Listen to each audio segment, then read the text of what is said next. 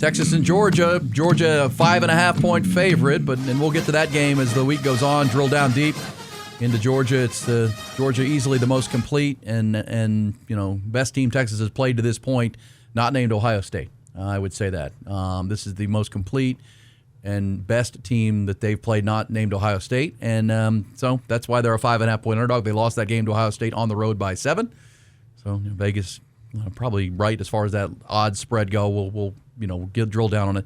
But the second college football playoff committee rankings are out tonight, which means lobbying season is out too, right? So coaches and conference commissioners will be talking about who should be what and what about our team, and that's political lobbying essentially, because it's once you get through the 5 guaranteed spots, it's about the selection committee and it's about a beauty pageant. So you want to lobby for your side. I did find this interesting that Lan Kiffen, the head coach of Ole Miss, whose team is kind of comfortably in right now, feeling pretty good. He's lobbying for Texas A&M to be not number 2. He wants Texas A&M to be number 1 when it comes out tonight. I'm just a little curious. I asked you last week, so I'm just a little curious now that the first CFP rankings are out, where you guys were, where the league was. Were you encouraged by that? I think in some ways a little bit, but I think that some other people have pointed out in other ways no, like Texas A&M being 3. What more do you want them to do to be 1? Like I said, when people want to schedule and they say, okay, man, we need you to schedule hard teams. You're going to have now 9 SEC and then play another hard one. Well, they went up to Notre Dame and won. So those people that say, man, those schedules are worth it to play that. What if they didn't play Notre Dame? If they just played whoever and just had an easy win, they'd be ranked in the same spot. So what good did that do if that's not rewarded?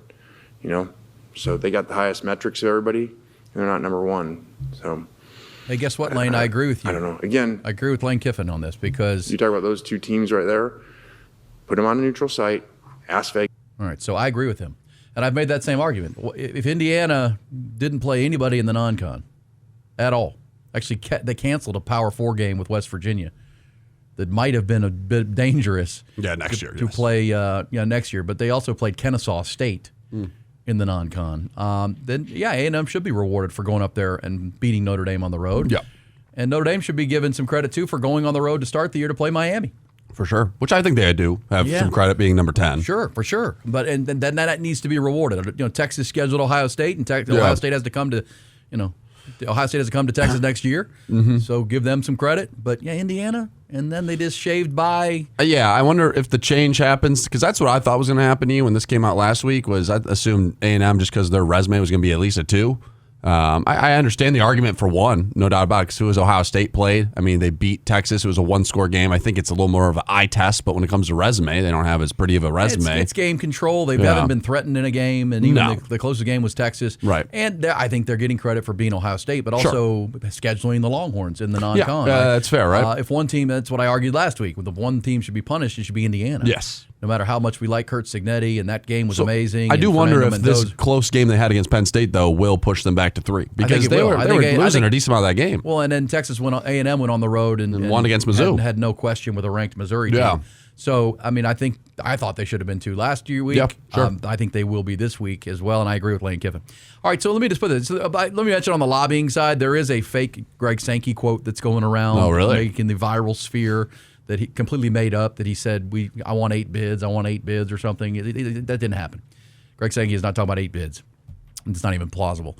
But here is a plausible SEC chaos scenario that I would like to put in front of you. Okay. In your mind's eye, if you're driving, don't write this down.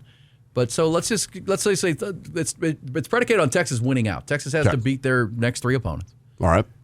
That would mean A&M wins out until A&M wins out until Texas beats them. They go 11-1. Right. Ole Miss wins out. They go 11-1. Okay. They have Florida and Mississippi State left. The Egg Bowl and the Gators. They're probably going to win out for Lan Kiffen.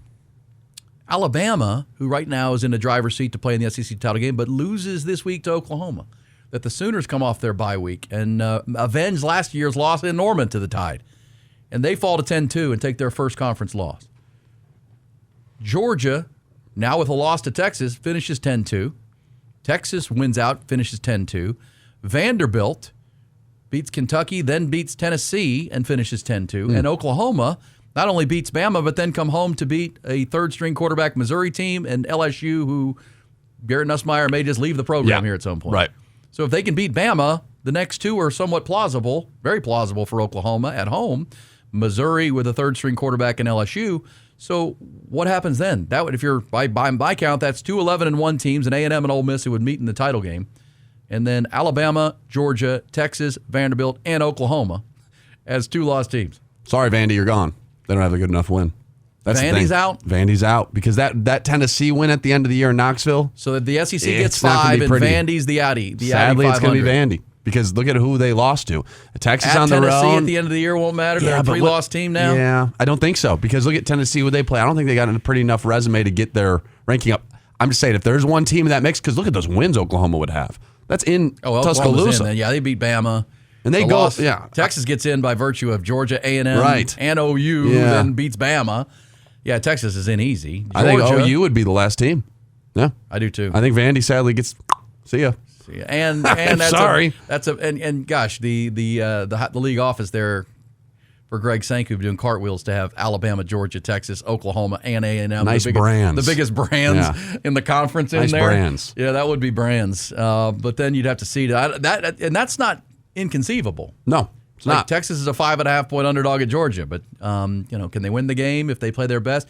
Here's my thing with Texas, Georgia. Yeah. And I want your thought on this, and all of y'all.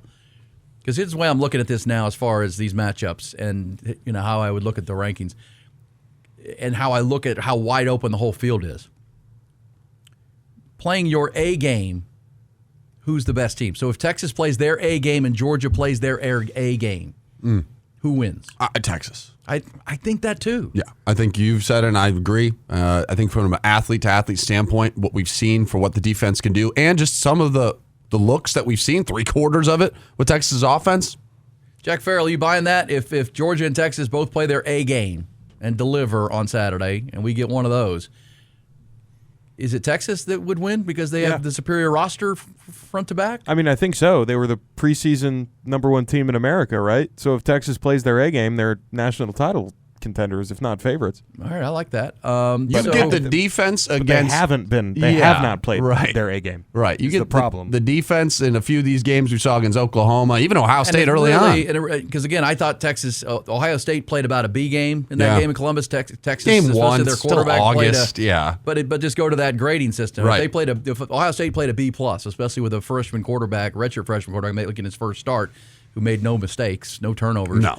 Didn't get sacked. That's a B plus, very A minus kind of game, but didn't matter. Yeah, it was enough. And had game control. Texas played a C level game, and they lost by a score.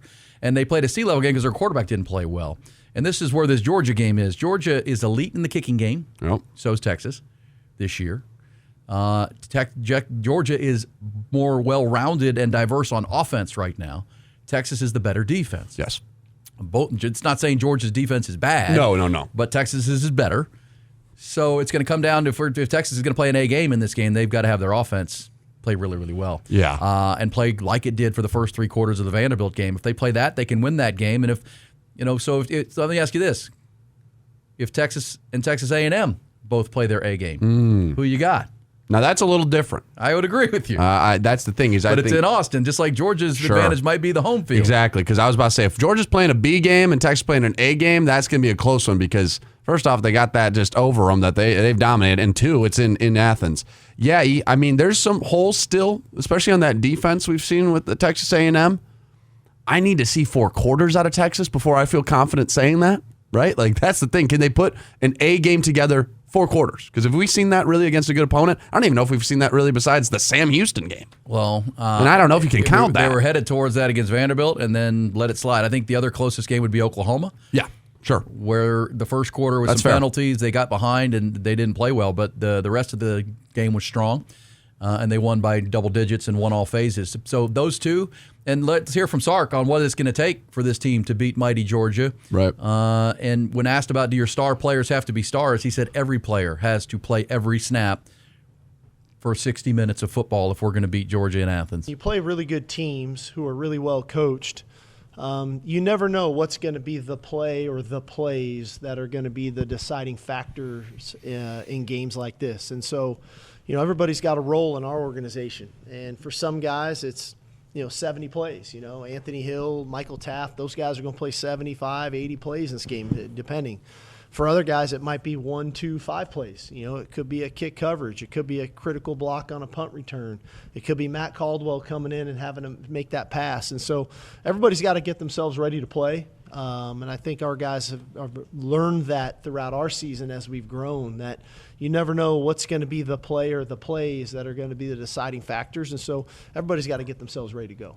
All right. So there's Sark. And good stuff right there. We'll take your thoughts on, is there a team out there this year, because I would have said this last year, we're having this grade discussion, even when they were 10-2 and an at-large bid. If you told me Ohio State plays their A game, I said nobody's beating them. Yeah. If Ohio State's playing an A-level game, nobody's beating them. Yeah. And that's what they did in the playoff, essentially.